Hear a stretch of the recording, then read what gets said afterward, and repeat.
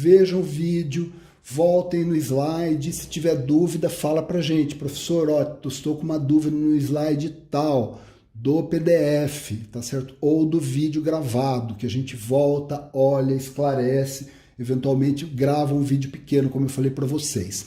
As ferramentas, então, fundamentais, nas primeiras, para poder fazer essa manipulação genética racional a partir de um projeto, as enzimas de restrição, né, que são as tesouras moleculares, e as colas moleculares, são as ligases. Né? Nós falamos de clonagem, que corresponde, então, a isolar um gene de interesse, tá certo? Por exemplo, pode ser por PCR, como a gente já viu, introduzindo um vetor, propagar, né, um vetor que de fácil propagação e recuperação, como um plasmídio em bactéria, tá certo? Então eu tenho aqui célula humana, foi clonado, eu coloco dentro da bactéria e eu vou ter aqui os meus clones bacterianos carregando, então, pedaços, aqui no caso, do genoma humano. Se eu falar de uma biblioteca, por exemplo, em bactéria, com fragmentos do genoma humano. Mas isso é a clonagem. Eu posso fazer também, pessoal, como na minha estratégia da engenharia genética, a subclonagem. A subclonagem corresponde a transferir o gene clonado, então, no primeiro vetor, lá vindo da célula que eu estou estudando, né? Eu fiz a primeira clonagem, depois eu posso fazer a subclonagem, transferir para um outro vetor. Tá certo? Então eu dou um exemplo aqui, ó, um plasmídio que replica em bactéria, tá? Onde você clonou a partir do seu organismo que você está estudando, você fez todas as checagens, tá certo? Ou seja, você fez mapa de restrição, por exemplo, você fez o sequenciamento do que foi clonado no seu vetor, vamos supor que você queira produzir proteína recombinante ou gerar uma planta ou um animal transgênico, então você tem que fazer todas as checagens para comprovar que a sua construção está correta, tá certo? Porque se tiver algum problema, você volta dali para refazer o percurso. Você não vai chegar lá na frente, já com bastante tempo investido, na sua planta, no seu animal transgênico, para investigar, descobrir que você tinha um erro na sua construção. Então, olha aqui, eu trabalhando com a expressão, né, vetor de expressão em bactéria, é mais fácil, porque é fácil de propagar, é fácil de recuperar, é fácil de fazer as checagens, tá certo? Porém, olha lá, nesse exemplo aqui, eu quero expressar o meu gene de interesse numa planta transgênica, tá certo? Então, eu tenho um vetor aqui, olha, que é um vetor para expressão em planta, tá? E quando eu falo expressão, significa o quê? O gene clonado ser transcrito, traduzido e ser funcional, gerando o fenótipo desejado no organismo transgênico. Tá? Então, é mais difícil eu trabalhar, no caso aqui, com o vetor já na planta transformada, do que eu trabalhar e fazer todas as checagens com o meu vetor sendo expresso em bactéria. Tá certo? Na verdade, ele vai ser confirmada a clonagem. Nesse caso aqui, olha, eu fiz uma clonagem nos sítios de EcoR1 e NOT1, nesse vetor aqui, que se chama de vetor doador, porque é ele que está recebendo a primeira clonagem, tá certo? Só que eu vou ter que subclonar no meu vetor para expressão em planta. Então, olha aqui, eu faço a digestão, tá? Retiro o inserto desejado que está em EcoR1, NOT1, tá certo? São enzimas diferentes, tá? Então, isso permite uma clonagem direcionada das posições do meu gene, e a hora que eu olho aqui, ó, eu tenho EcoR1 e NOT1 aqui no meu vetor. Então, essa clonagem está fácil. Faço a digestão, ele vai entrar no sentido correto, tá certo? Que no caso aqui é a metionina próxima do promotor, tá certo? Então eu vou transformar nas bactérias e aí eu vou ter então a possibilidade de fazer a transformação da minha planta com a construção já checada, tá? A gente vai ver isso mais na aula de OGM. Então, na subclonagem, quando eu tenho o sítio de restrição favorável aqui para poder fazer a troca do meu gene entre vetores, é mais simples a engenharia. Mas e quando as pontas do DNA, né, do vetor e do inserto não são compatíveis para essa ligação, para essa clonagem direta?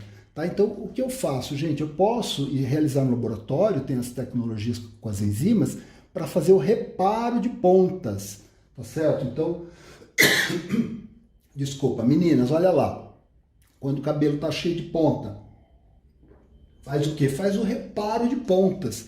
No caso do DNA, a gente vai preparar essas pontas para a subclonagem, porque não tem o sítio de restrição favorável para poder fazer essa clonagem. Então, a polimerase Clenon, ela digere o DNA simplesfita da extremidade 3' protuberante com a sua atividade exonucleolítica 3' para 5' e acrescenta bases complementares na extremidade 5' protuberante. Tá? O que significa isso? É o que nós vamos ver aqui em seguida. Tá? Anotem as dúvidas. Então tá aqui, o fragmento Clenon está aqui, ele é produzido de maneira comercial a partir da DNA polimerase 1, que é a holoenzima, então tem as subunidades ativas, tá certo? Tem o domínio de polimerase, o domínio exonucleolítico 3', 5' aqui em amarelo, o domínio exonucleolítico de 5' para 3' aqui em azul. Tá? Então a empresa expressa essa proteína por uma proteólise, então eles conseguem purificar, né, esse fragmento dito Clenon, que tem então a polimerase e o domínio exonucleolítico de 3' para 5'. Esse domínio aqui não existe no exonucleolítico de 5' para 3' nesse fragmento Clenon. Então olha o que acontece, pessoal. Aqui eu tenho uma extremidade de DNA que ela é 5' protuberante. Tá certo? Olha nessa fita aqui, ele cortou sobre essas bases TTAA aqui despareadas. Tá? Quando eu olho a fita complementar, olha aqui nessa extremidade, né, o DNA dupla fita, vai de 5' para 3'. Então, eu tenho aqui um 3' OH exposto que pode servir, então, para que a polimerase adicione as bases complementares a essas 4 bases aqui que estão simplesfita. Então, o que eu posso fazer, gente? Para reparar essa ponta, eu posso adicionar a polimerase, adicionar os nucleotídeos, tampar a condição correta, e ela vai adicionar aqui, ó, um A, um T e um P, e vai gerar, então, aqui por preenchimento, tá certo? A extremidade blunt, a extremidade aparada desse DNA. No caso de uma extremidade aqui, 5', 3' protuberante, tá certo? Vamos notar que eu mudei aqui a orientação, né? Aqui 5', 3', 5', 3'. O que acontece, pessoal? A extremidade é 3' protuberante, tá certo? Não existe polimerase que trabalhe de 3' para 5'. O sentido da vida é 5' para 3', tá certo? Então, nesse caso aqui, a Clenon, a enzima, ela não vai adicionar nada, porque ela não tem a capacidade de adicionar nucleotídeos aqui, ó, um A, um T e um T, no sentido 3' para 5'. O que ela vai fazer, pessoal, é que na ausência de nucleotídeos, ao invés de ser uma polimerase, ela é uma exonuclease. Então ela vai fazer essa atividade aqui de proofreading, né, que é uma revisão, na verdade é uma remoção desses nucleotídeos que estão aqui dispareados, tá certo? Então a atividade exonucleolítica aqui de 3' para 5', né, que é a extremidade 3', ela vai remover esse A, esse T, e olha lá, vai gerar então uma extremidade também blunt end ou abrupta, que vai facilitar a minha clonagem. Tá? Então, assim, tem dúvida? Pergunta pra gente. Olha, né, aqui não é para decorar, é para deduzir. Então, vamos lá.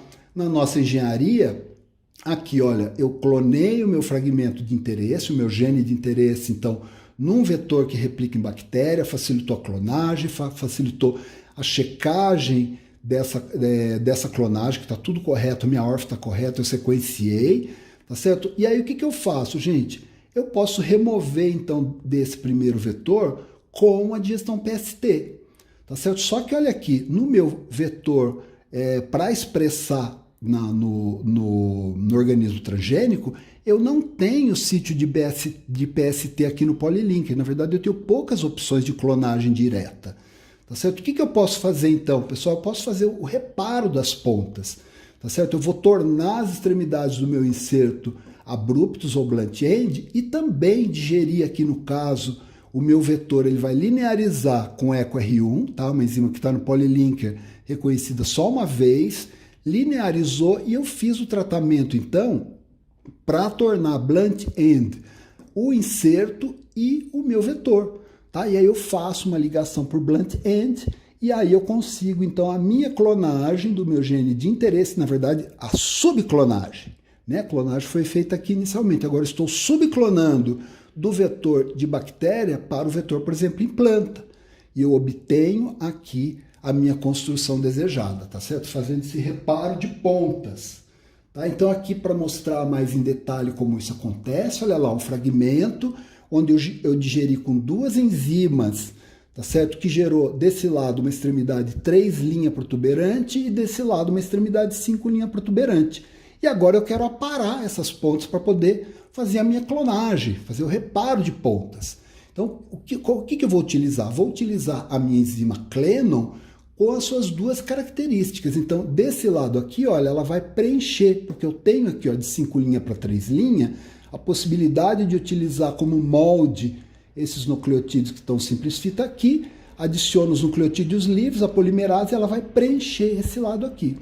Tá certo? Já esse outro lado, eu faço uma outra reação, uma vez que eu preencho aqui, tá certo? Eu vou fazer uma reação aonde a enzima, ela não vai ter a sua ação polimerásica ativada, mas a sua ação exonucleolítica, tá? Para remover, então, os nucleotídeos dispareados a partir da extremidade 3 linha, tá certo? Então ele não tem como estender aqui de 3 linha para 5 linha, mas a enzima ela pode remover, tá certo? Com a sua atividade 3 linha, 5 linha exo, e com isso eu vou ter então o meu DNA dupla fita com as pontas reparadas, pronta para minha clonagem. Pessoal, então isso é a engenharia genética, tá certo?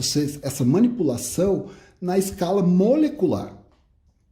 Tá? Então aqui é um resumo disso tudo, tá certo? Tem dúvida, pergunte para a gente, tá? E vamos ver agora um outro método de clonagem, tá certo? Então aqui nesse caso, olha que interessante, eu vou clonar um produto amplificado por PCR. Nós vimos lá na aula do professor Valim, tá certo? Eu posso amplificar uma região específica de um DNA dentro de um genoma, utilizando primers, né, específicos que vão flanquear a região que eu quero amplificar.